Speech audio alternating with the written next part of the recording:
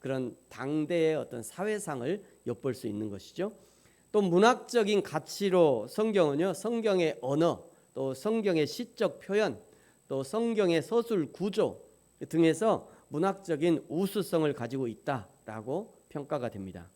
네 번째로 도덕적 가치로서의 성경은 개인적인 도덕적 판단과 또 사회 행동의 지침으로 매우 중요한 유용성을 가지고 있다라고 평가되는 거죠. 그래서 성경이 들어가고 교육되어지는 곳마다 사람이 변화돼요.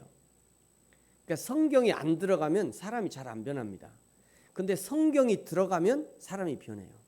가만 생각해 봤어요. 제가 우리 고향이 전라남도 강진군 신전면 노엘이 100번지잖아요. 아직 모르시군요. 전라남도 강진군 그것도 신전면 노엘이 100번지 쫙 끝에. 우리 집은 왜 그 끝에 있었는지. 그 노엘이 신전면 100번지 거기서 태어나갖고 이 정도면 대단한 거죠, 사실은. 그 시골에서 뭐가 있다고. 그 시골에서 어쨌든지 공부해서 이만큼 여기까지 온 거는 다 하나님의 은혜다. 내가 만약에 성경을 몰랐다면, 내가 만약에 교회를 안 갔다면, 그 깨어날 수 있었겠어요? 여러분, 저기 이제 제가 늘 얘기합니다만 저 양림동 그 선교사 묘역을 한번 가보세요. 거기 수많은 선교사님이 돌아가시면서 자기 생명을 바쳐서 우리에게 복음을 전해주셨잖아요. 그 복음의 은혜가 사실은 광주 민주화 운동하고 연결되는 거예요. 광주 민주화 운동이 있었기 때문에 대한민국이 이만큼 사는 거예요. 광주 민주화 운동이 있어서 대한민국이 오늘날 자유의 나라에서 우리가 살고 있는 거잖아요. 그게 다 사실은 성경의 유용입니다. 그게 성경의 은혜인 거예요. 그러니까 성경이 들어가는 곳마다 사람들이 변화돼요. 그러니까 여러분, 내가 변화되고 싶다, 성경을 읽으세요. 내가 진짜 변화되는 삶을 살고 싶다, 성경을 믿으셔야 돼요. 성경을 읽고 성경을 공부하면 내가 변하고요, 사회가 변해요. 그것이 성경의 유용한 가치인 거예요. 뿐만 아니라 그 사람과 그 사회의 도덕적인 수준이 향상이 돼요. 그것이 성경의 가치입니다. 이런 부분, 이런 어떤 성경의 가치들을 뒷받침해 주는 성경 구절이 디모데후서 3장 16절 17절이에요.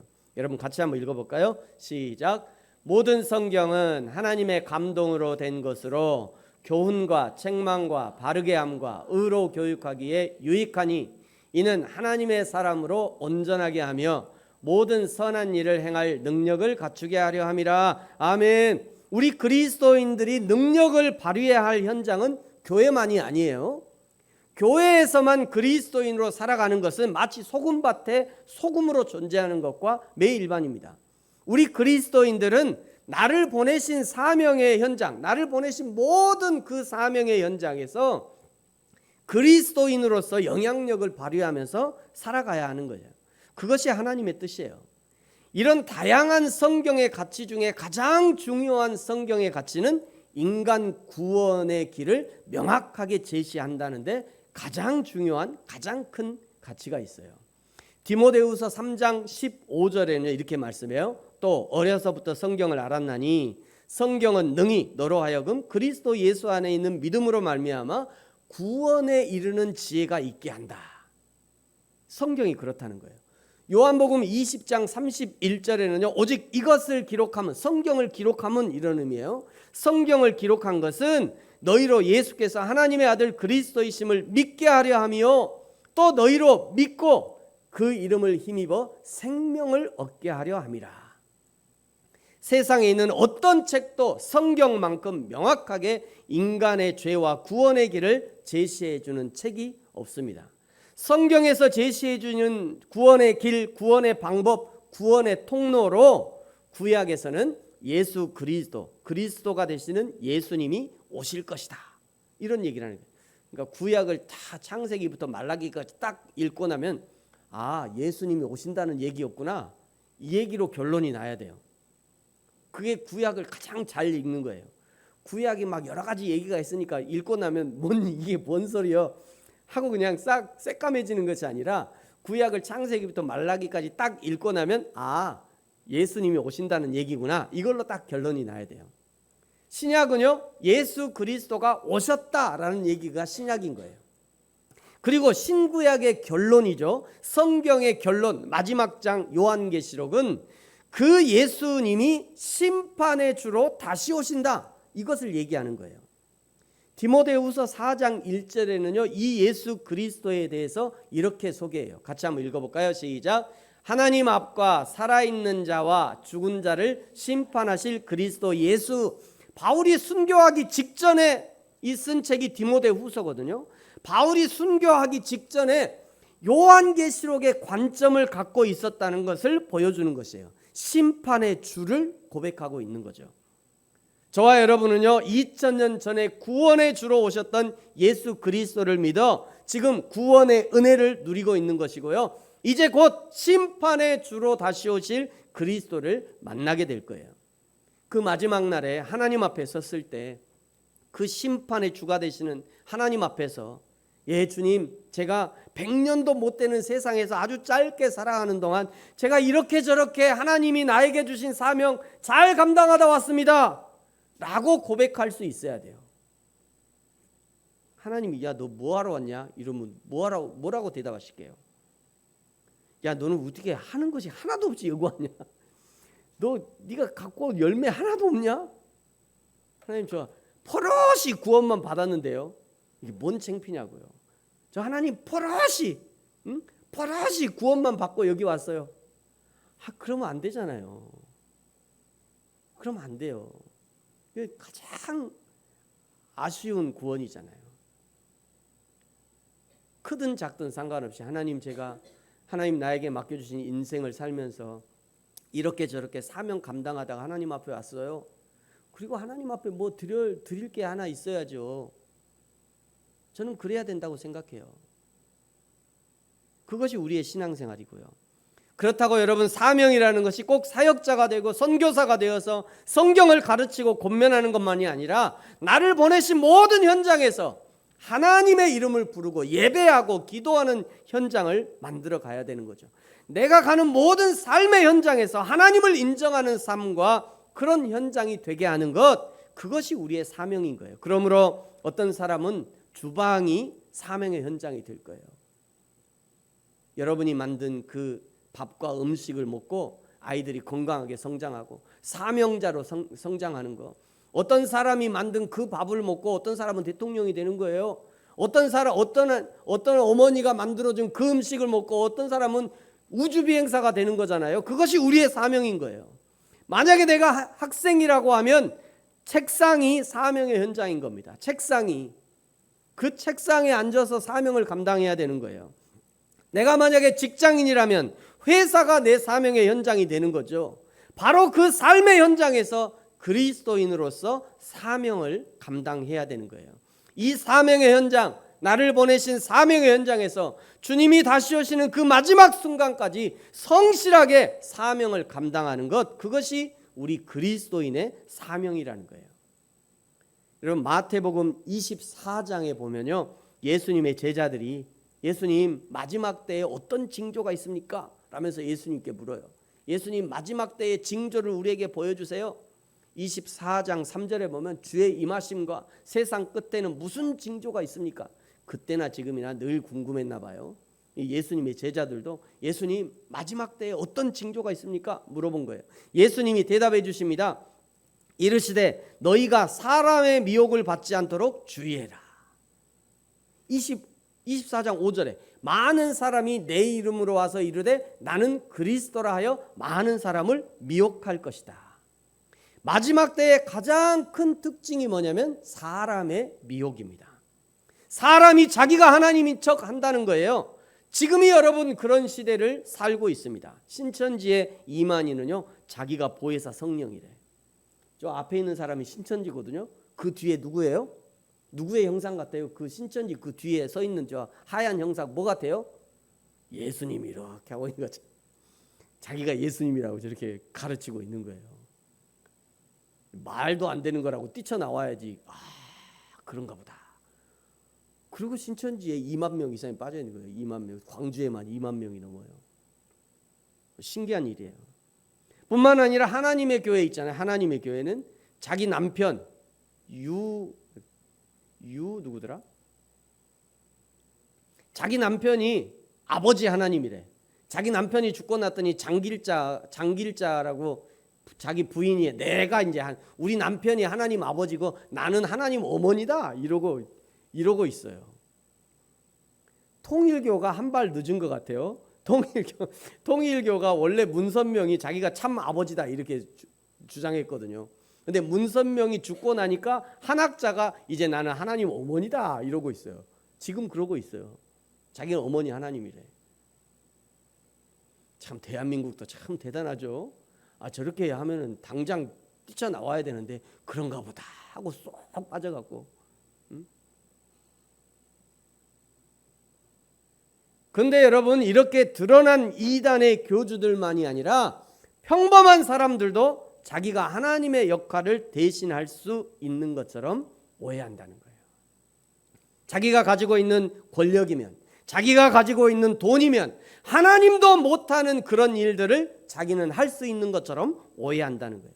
돈만 있으면 자녀도 회사도 교회도 돈만 있으면 잘 되게 하고 부흥시킬 수 있다고 생각하는 것, 그것이야말로 사람의 미혹에 해당하는 겁니다. 계속해서 마태복음 24장 15절에는 이렇게 말씀해요. 그러므로 너희가 선지자 다니엘이 말한 바 멸망에 가증한 것이 거룩한 곳에 선 것을 보거든. 멸망에 가증한 것이 거룩한 곳에 선 것을 보거든. 하나님인 척 하거든 이런 의미겠죠. 그러거든 하나님의 이름을 가증히 여기는 그런 일들이 일어나거든 이런 말이에요. 그러면서 이 마지막 때에 어떻게 행동해야 되는지를 이제 성도들에게 알려줘요. 16절에 보니까 이렇게 말씀해요. 그때 유대에 있는 자들은 산으로 도망가래요. 여기 산을 언급하는 것은 예수님 당시의 성전이 이미 세속화되어서 더 이상 성전의 기능을 하지 못하는 상태였던 거예요. 요한복음 5장에 보면 베데스다 연못가에 38년 된 병자가 아주 대표적인 예입니다. 원래 율법에서 병자가 생기면, 병이 나면 그 병자는 제사장에게 보여야 돼요. 그러니까 제사장이 당시에는 의사였고 재판관이었고 뭐 모든 선생이었고 그래요. 그러니까 병이 나면 제사장에 가가지고 이게 무슨 병인지, 문둥병인지 아니면 그냥 피부에 난 부스럼인지를 판정을 받아야 돼요. 이게 죽을 병인지 살 병인지 제사장이 판단을 해주고 이제 치료까지 해줘야 돼요. 그런데 그런 제사장의 기능이 이미 썩은 거예요. 이미 제사장을 더 이상 하지 못하는 거예요. 그래서 38년을 저기 있던 거예요. 저 병자가. 그래서 예수님도 이미 제 기능을 하지 못하고 죽어버린 성전의 기능을 잘 알기 때문에 예수님이 야 산으로 도망가라 라고 말하는 겁니다. 산은요 작은 야산이든지 큰 산이든지 하나님의 은혜의 원천으로 생각했어요. 하나님의 은혜가 내리는 장소라고 생각했던 거죠. 모세가 십계명을 어디서 받았어요? 시내산에서 받았잖아요.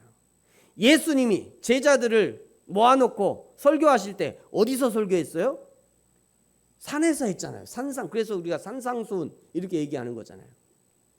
산으로 도망하라는 것은 요한계시록에서 하늘에서 별이 떨어지고 종말의 시기가 되면 산이나 굴이나 안전할 피한 장소, 안전한 피난처를 말하는 것이기도 하고 동시에 하나님의 은혜의 품을 의미하기도 합니다. 계속해서 마태복음 24장 17절에는 이런 말씀이 있어요. 좀 더 이제 구체적으로 마지막 때가 되면 어떻게 행동할 것을 보여줘요. 24장 17절에 보면 지붕 위에 있는 자는 집 안에 있는 물건을 가지러 내려가지 말라. 여러분 문제 한번 낼까요? 문제. 여기 사람이 왜 지붕 위에 올라갔을까요? 사람이 왜 지붕 위에 올라갔을까요? 문제. 문제면 상품이 있어야 되는데. 네, 상품 제가 드릴게요. 문제. 왜 저 사람은 지붕 위에 올라갔을까요? 생각해 보세요. 예? 홍수 나서 땡.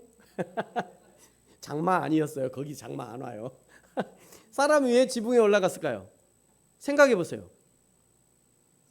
네? 뭐요? 집 위가 안전하다고 땡. 왜 올라갔냐면 첫째 지붕을 고치러. 만약에 그 사람이 남자였다면 지붕 고치러 올라갔을 거예요. 지붕 고치러. 만약에 그 사람이 여자였다면 지붕 위에 물건이나 빨래를 널러 갔든지 뭔가 곡물을 건져와러 갔든지.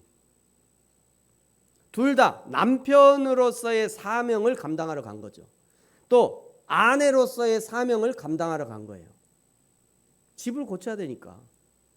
그래서 지붕에 올라간 거죠. 문제가 하나 더 있어요. 여러분 실망하지 마세요. 18절에 보면 이런 말씀이 있어요. 밭에 있는 자는 겉옷을 가지러 뒤로 돌이키지 마라. 마지막 때에 너희가 밭에 있거든 뒤로 가지 말아라 이 얘기하는 거예요. 밭에 왜 갔을까요? 기본적으로 지연이 잡초법으로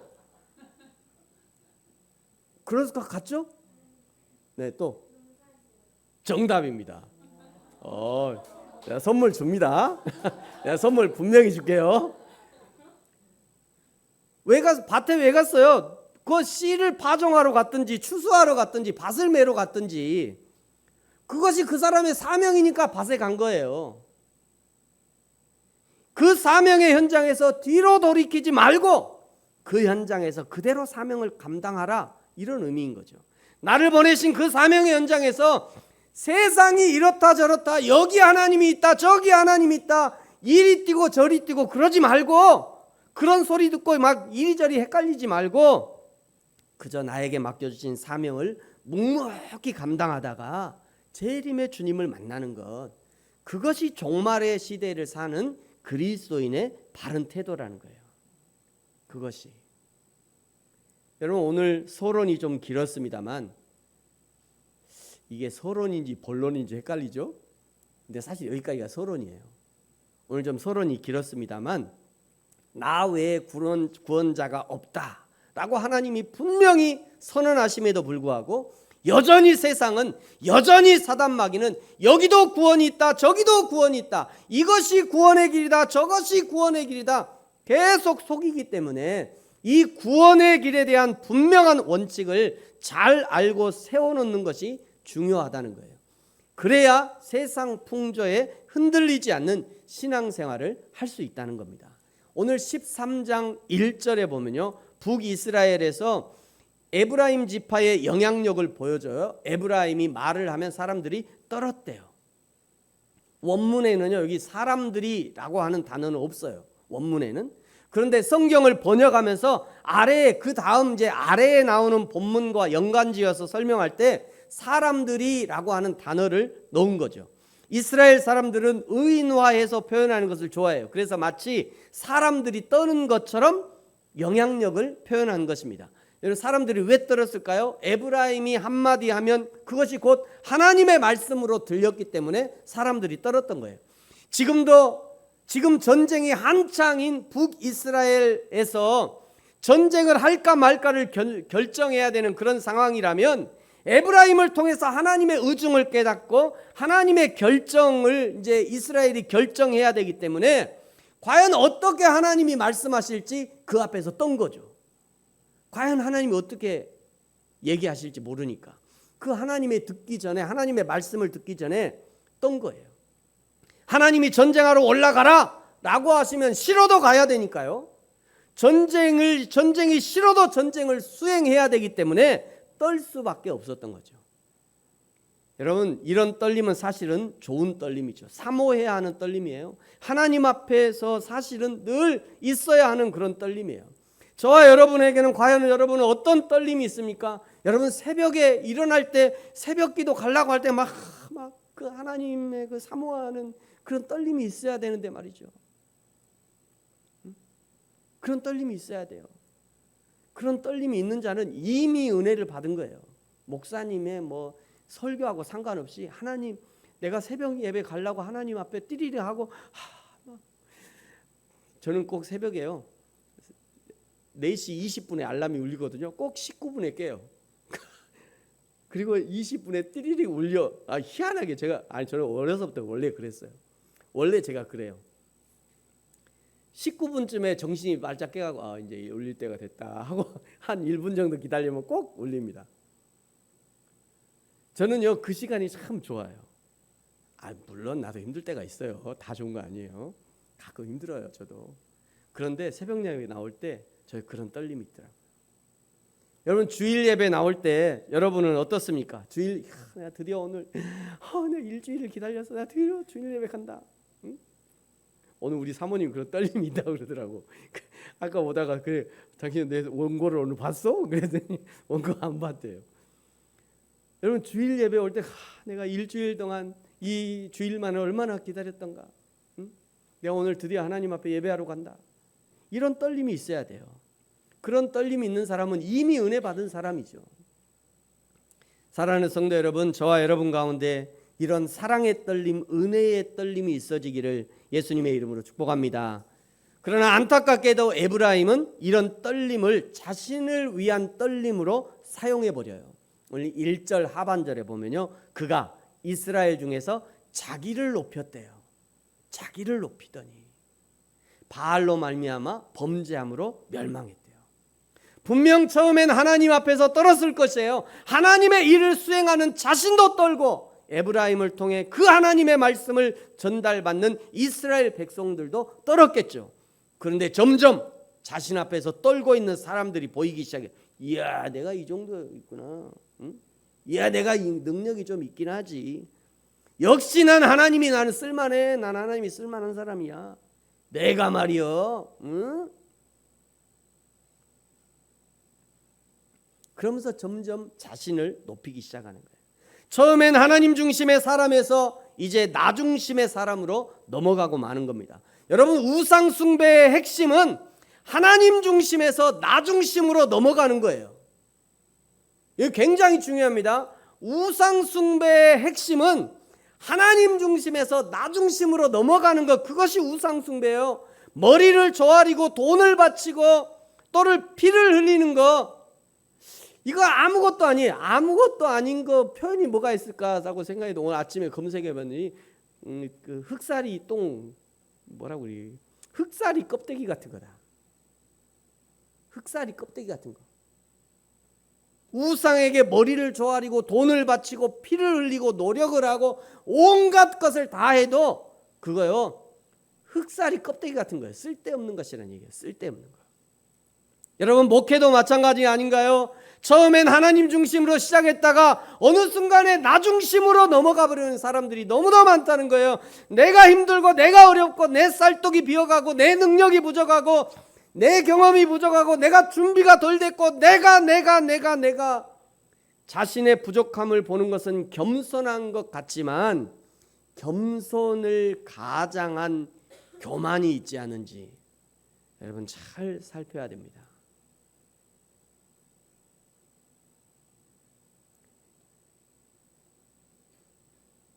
겸손을 가장한 교만이 무서운 거예요. 사랑하는 성도 여러분, 저와 여러분 지금 무엇을 보고 계십니까? 나 중심의 신앙에서 하나님 중심의 신앙으로 다시 회복되어지기를 예수님의 이름으로 축복합니다. 세상과 나 자신의 조건을 보지 말고 하나님과 날마다 눈을 마주치면서 예수님의 십자가를 단단히 붙들고 믿음의 길을 걷는 저와 여러분이 되어지기를 예수님의 이름으로 축복합니다. 우상 숭배자의 특징은요, 뭔가 눈에 보이는 것을 만들기를 좋아합니다. 2절에 보세요. 자기의 정교함을 따라 우상을 부어 만들었대요. 한마디로 말하면 자기가 원하는 우상을 만든 겁니다. 그리고 백성들에게도 그 우상을 섬기도록 권장하는 거예요.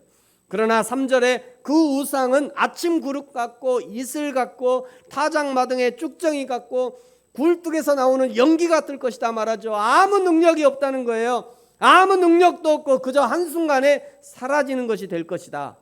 우상이 그렇다는 거예요.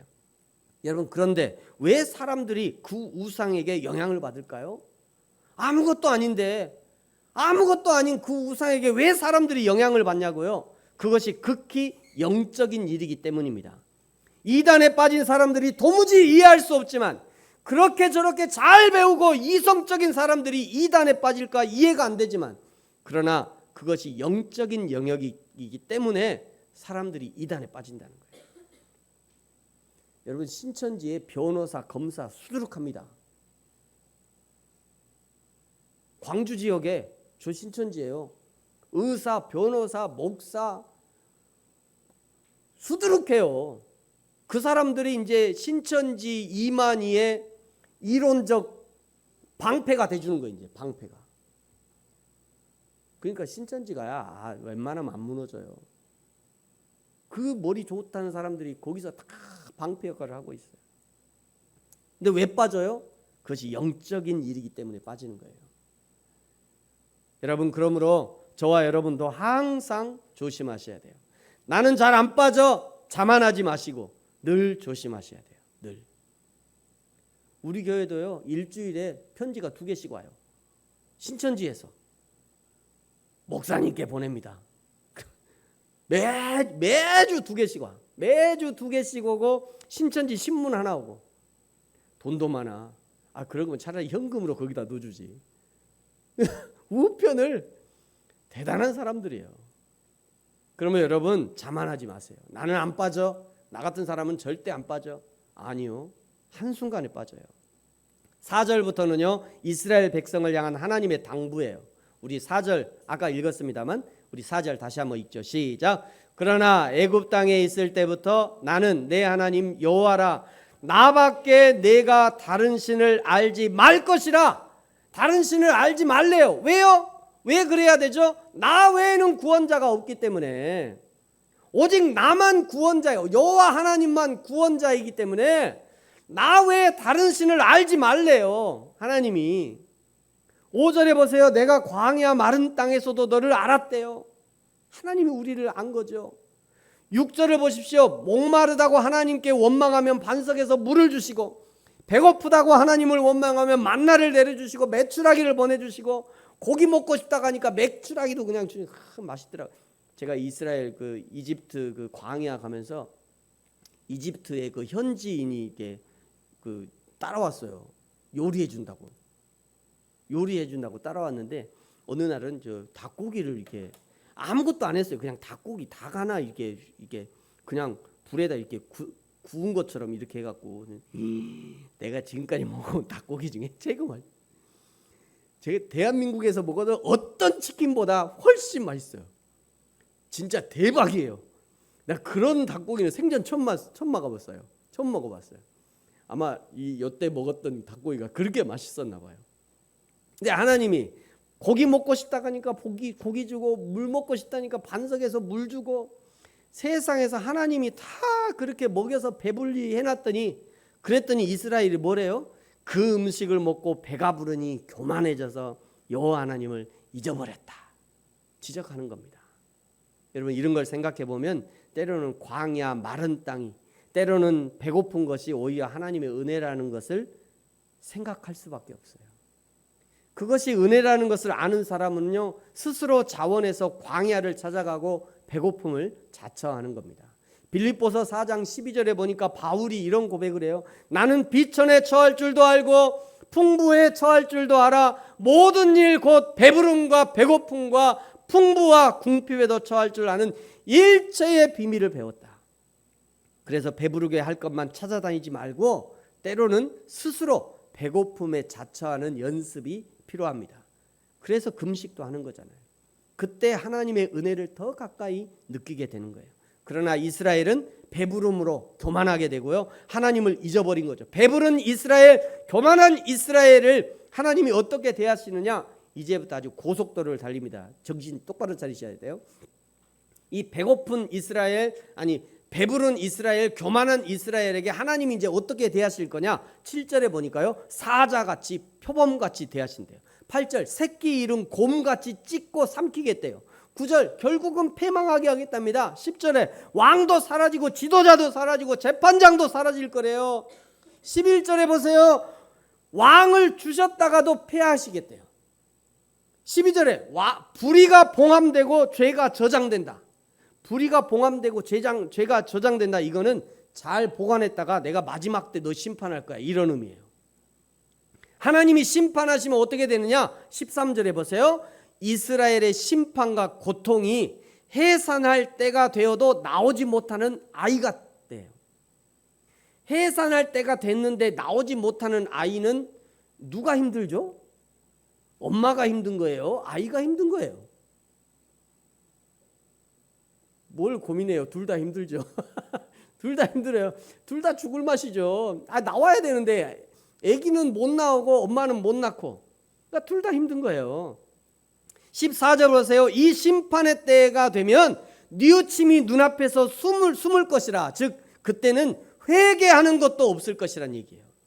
여러분, 우리가 신앙생활 하다가 자기의 죄가 발견되고 드러나는 그런 순간들 있잖아요. 그러면서 이거 하나님 기뻐하지 않을 것 같은데, 이거 하나님 안 좋아하실 것 같은데, 그런 생각 들 때가 있어요, 없어요? 시연이 있죠. 시연이도 있다는데 없는 사람은 뭐예요, 도대체? 시연이도 있다는데 없는 사람 뭐냐고요. 여러분, 그런데 이런 생각이 들어야 정상이에요. 그 사람은 정상이에요. 그런 사람이 그리스도인이라면 그 순간을 너무 귀중히 여기셔야 돼요. 여러분, 진짜 그런 순간을 귀중히 여기셔야 된다고요. 그 생각이 드는 그 순간이 하나님이 은혜를 주시는 순간이에요. 그 순간에 돌이키고 회개해야 되는 거예요. 그런데 하나님이 사인을 주시고 기회를 주심에도 불구하고 돌이키지 않고 버티면, 또 나왔네 저놈. 또 시박이한 또 나와. 시박. 욕하는 거 아닙니다. 또 나왔어. 저렇게 버티고 있으면 안 돼요. 하나님이 끌면 끌려가야지. 계속 버티고 있으면 안 돼요. 여러분, 계속 버티면요 점점 무감각해집니다. 나중에는요 그 정도의 죄에는 꿈쩍도 안 해요. 회개를 해야 하는데 무엇을 회개하는지 몰라. 어떻게 회개해야 하는지 몰라. 회개하고 싶은 마음도 안 들어. 그래서 회개할 수 없는 상황이 되어버린 거예요. 그러면 하나님의 심판의 강도가 점점 세져요. 15절에 보세요. 샘이 마르게 된대요. 샘이 마르고 그릇은, 모든 보배의 그릇이 약탈된대요. 여러분, 우리나라에 보면 가끔 뉴스에 보면 잘 먹고 잘 사는 사람들이 엉뚱한 죄를 짓는 거 많이 보죠. 나는 제일 이해 안 되는 사람이 아주 고급 자동차 타고 가면서, 고급 자동차를 타고 가면서 막 담배 확 버리는 사람, 난 제일 이해가 안 돼. 우리나라 자동차 회사들이 좀 평가를 했으면 좋겠어. 이 사람이 우리나라 요즘 뭐가 제일 고급이죠? 그랜저. 예를 들어 그랜저 탄다. 내가 그랜저 살라고 그러면 당신의 인성을 좀 평가해가지고 그 탈만 하면 그랜저 팔고, 그런 좀 회사가 되면 좋겠는데, 어쨌든지 여러분, 사람이요 이게 심령이 점점 딱딱해지잖아요. 그러면 이게 그런지도 몰라. 자기는 그런지도 모르고 그런 죄를 그냥 너무나 뻔뻔스럽게 죄를 지는 거예요. 뻔뻔스럽게. 그런 일들이 너무나 많다는 거예요. 그런 일들이. 그러면 그렇게 뻔뻔해지는 사람은 정말 그의 샘이 마르고 모든 보배의 그릇이 약탈된대요. 16절을 보세요. 사마리아는 베바나에서 형벌을 당하고요. 어린아이는 부서뜨린대요. 어린아이가 부서뜨린대요. 세상에. 어린아이를 부서뜨려요. 아이벤 여인은 배가 갈라진대요. 배 갈라서 그냥 아이 꺼내는 거예요. 이거 얼마나 무서운 심판이에요. 이게 하나님의 심판을 선언하는 거거든요. 여러분, 이런 일 당하지 않으려면 어떻게 하라는 거예요? 너희들 이런 거 당하지 않기 위해서 하나님이 뭐라고 하시는 거예요? 그것이 4절이에요. 여러분, 4절 같이 한번 읽죠. 시작. 그러나 애굽 땅에 있을 때부터 나는 내 하나님 여호와라. 나밖에 내가 다른 신을 알지 말 것이라. 나 외에는 구원자가 없느니라. 오직 여호와 하나님 한 분만 섬기라는 거잖아요. 다른 것에 희망이 없다는 겁니다. 우상에게 희망을 찾지 말라는 거예요. 우상이 너희에게 일시적인 배부름을 줄 수 있지만 그러나 영원하지 않다는 것입니다. 우상은 너희를 깨뜨리고 넘어지게 하고 고통만 안겨줄 거라는 거예요. 그러므로 사랑하는 성도 여러분, 오직 여호와 하나님 한 분만 섬기시기 바랍니다. 여호와 하나님만 사랑하십시오. 다른 것에는 귀도 쫑긋하지 말고 눈길도 주지 말고 우리의 유일한 구원자가 되시는 여호와 하나님만 사랑하고 섬기는 저와 여러분이 되어지기를 예수님의 이름으로 축복합니다. 기도하겠습니다.